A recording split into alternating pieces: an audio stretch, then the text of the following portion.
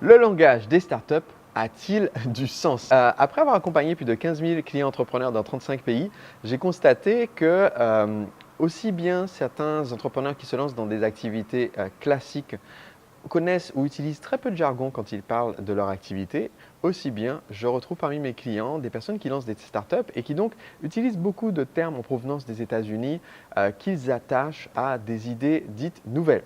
Un de ces termes de jargon, c'est le fameux growth hacking, autrement dit le piratage de croissance. Et le concept du growth hacking, c'est en faire le maximum en termes de marketing avec le minimum de ressources. Mais en fait, comme je l'explique dans mon livre et dans mes formations, le principe du marketing à la base et un des principes qu'on doit utiliser à tout prix pour développer notre entreprise, c'est justement d'obtenir le maximum d'effets avec le minimum de ressources. Et quand on regarde les stratégies de growth hacking, je pense que ce mot de jargon est dangereux. Pourquoi est-ce que je pense qu'il est dangereux? C'est parce que la mentalité qui est souvent associée à ce terme, growth hacking, et au terme de hacking de façon générale, c'est de dire, en fait, on va être un peu borderline, on va être un peu à la limite de ce qui est acceptable, on va être un peu colorié en dehors des zones, ce qui est un état d'esprit positif, sauf quand ça brise les règles de l'éthique. Et donc, se dire, on va faire comme Airbnb qui s'est développé rapidement en allant sur les sites de concurrents pour démarcher les propriétaires pour leur dire, finalement, venez chez nous. D'accord, c'est un peu à la limite.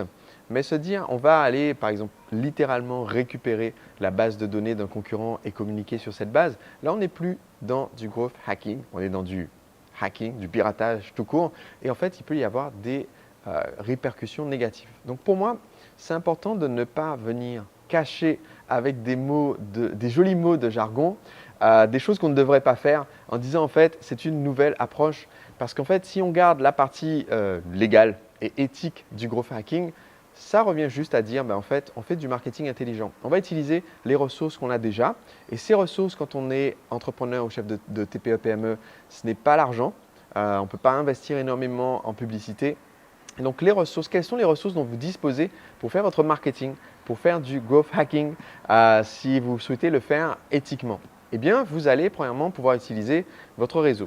Contactez toutes vos connaissances pour chercher s'il y a des personnes qui sont des influenceurs ou des professionnels dans le secteur dans lequel vous souhaitez officier et qui peuvent d'eux-mêmes vous mettre en relation avec leur clientèle.